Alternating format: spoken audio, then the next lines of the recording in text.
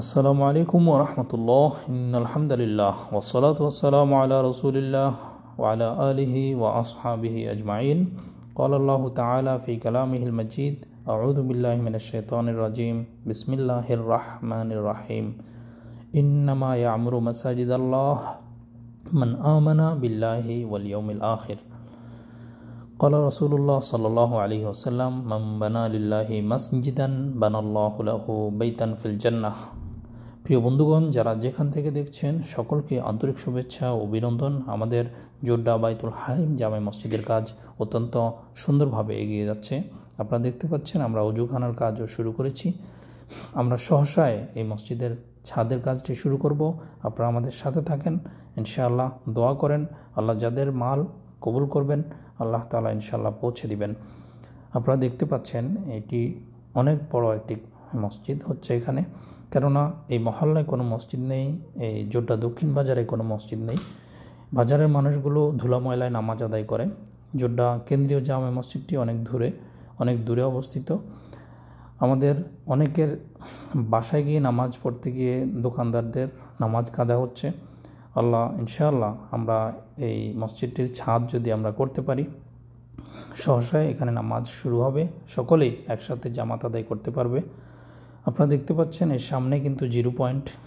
এখানে CNG, autorickshaw অনেকেই এখানে বসে থাকেন প্যাসেঞ্জারের জন্য, তারা এসেও নামাজ আদায় করতে পারবে, পথচারীরা নামাজ আদায় করবে।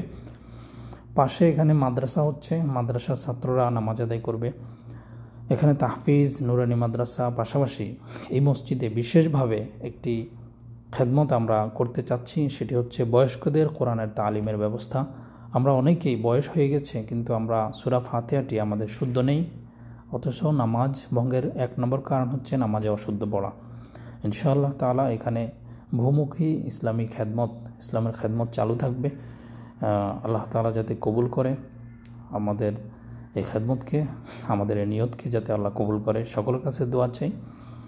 আমরা ইনশাআল্লাহ সহসায় ছাদের কাজটি শুরু করব। আল্লাহ তাআলা আল্লাহর কোরআনে বলেছেন, ইন্নামা ইয়া'মুরু মাসাজিদাল্লাহ মান আমানা বিল্লাহি ওয়াল ইয়াউমিল আখির। যে দুনিয়াতে আল্লাহর ঘরের রক্ষণাবেক্ষণ কে করবে? যে আল্লাহকে বিশ্বাস করে, যে আখিরাতে বিশ্বাস করে। এবং আল্লাহ রাসূল সাল্লাল্লাহু আলাইহি সাল্লাম বলেছেন, মান বানা লিল্লাহি মাসজিদান বানাল্লাহু লাহু বাইতান ফিল জান্নাহ। যে ব্যক্তি দুনিয়াতে মসজিদ নির্মাণ করবে, আল্লাহ তাআলা জান্নাতে তার জন্য ঘর নির্মাণ করবে। সুবহানাল্লাহ।